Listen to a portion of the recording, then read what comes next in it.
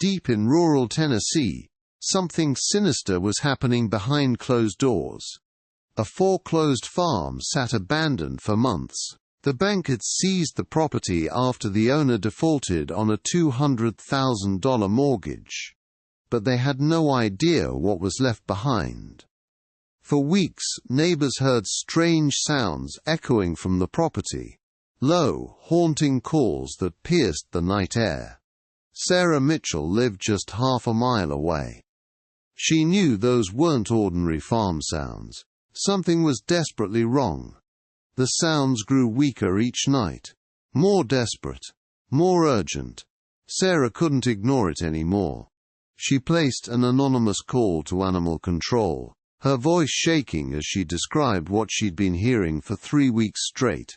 Animal Control Officer Mike Rodriguez had seen abandoned pets before, but never on a foreclosed farm this remote. As his truck pulled into the overgrown driveway, the property's decay was immediately obvious. Broken fences, collapsed outbuildings. But it was the silence that unsettled him most. No birds, no insects, just an oppressive quiet that felt unnatural. Rodriguez called for backup. Something about this place demanded more than one set of eyes. More than one witness. 20 minutes later, 2 additional officers arrived. Together, they approached the largest structure on the property. The old red barn. The barn doors hung slightly open, just wide enough to reveal absolute darkness inside. And from that darkness came the faintest sound. What they found inside would challenge everything they thought they knew about animal abandonment cases.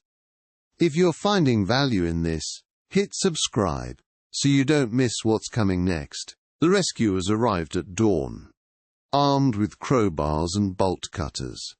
What they found next would haunt them forever. The barn doors hadn't been opened in months. Rust had welded them shut like a tomb. Metal screamed against metal. The crowbars strained. Finally, the doors gave way with a thunderous crack. Then came the smell. A wave of decay and desperation that knocked grown men backward. One rescuer vomited immediately. Another had to step away. The stench was overwhelming. They covered their faces. Pushed deeper into the darkness. What they saw defied belief.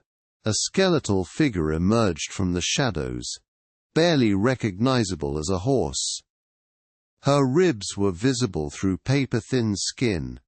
Every bone protruded like mountain ridges.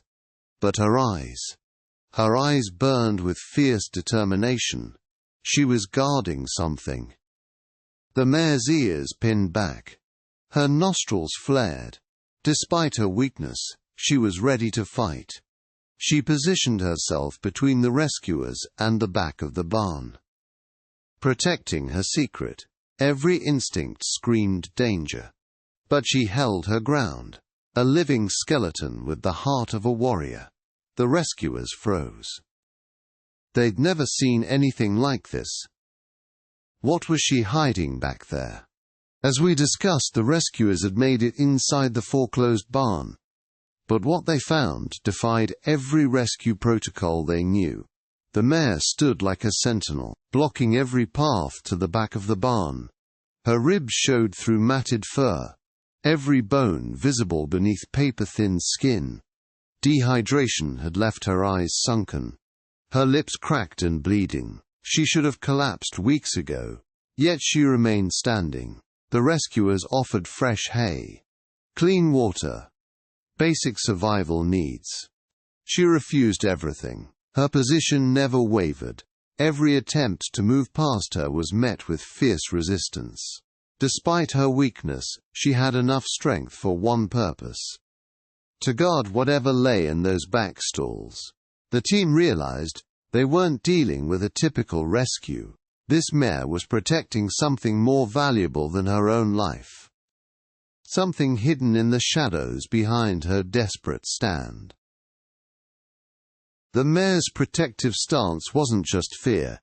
She was guarding something precious. But first, they needed to safely sedate her. One wrong move could prove fatal. The veterinarian prepared a specialized tranquilizer dart. Time was running out. The dart found its mark. Within minutes, the mare's defensive posture began to soften. As she became calm, the rescuers could finally investigate what she'd been protecting. They moved cautiously toward the back stall. What they found changed everything. Hidden in the shadows lay a tiny newborn foal, barely breathing. The mare had given birth completely alone during the abandonment, with no human help. She'd been starving herself to produce what little milk she could for her baby. The foal was critically malnourished, its ribs visible through paper-thin skin. Every calorie the mother consumed had gone to keeping this fragile life alive. The veterinarian's assessment was grim. Both animals were hours from death. This wasn't just a rescue anymore. It was a race against time to save 2 lives. Dr. Sarah Martinez had seen neglect before, but nothing prepared her for what awaited in that foreclosed barn. Her hands trembled as she approached the emaciated mare. This wasn't just malnutrition, this was systematic starvation. The mare's body condition scored a devastating 1.5 out of 9. Her ribs protruded like prison bars. But the foal's condition was even more critical. Severe dehydration, muscle wasting, organs beginning to shut down. Dr. Martinez made a life-or-death decision. Emergency IV fluids. But too much too fast could kill them both. The mare's veins had collapsed from dehydration. 3 attempts. 4 attempts. Finally, the catheter slid home. As life-giving fluids entered her bloodstream, something miraculous happened. The mare lifted her head for the first time in weeks. But feeding required surgical precision. Refeeding syndrome could trigger cardiac arrest. Every gram calculated. The first feeding protocol: 200 grams of senior feed, mixed with electrolytes, fed every 2 hours. Hour 12 became a nightmare. The foal's heart rate spiked to 120 beats per minute. Dr. Martinez administered emergency cardiac medication. This was the moment. Life or death hung in the balance. Even under heavy sedation, the mare's protective instincts blazed. Her ears tracked every sound near her foal. 72 hours of touch-and-go treatment. 3 veterinarians working around the clock.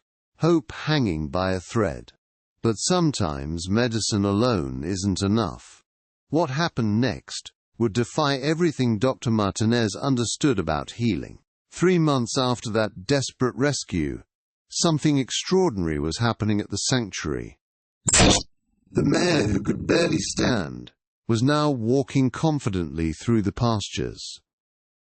But the real miracle wasn't just her physical transformation. Her foal had grown from a fragile newborn into a spirited young horse. The bond between mother and baby had only strengthened during their rehabilitation.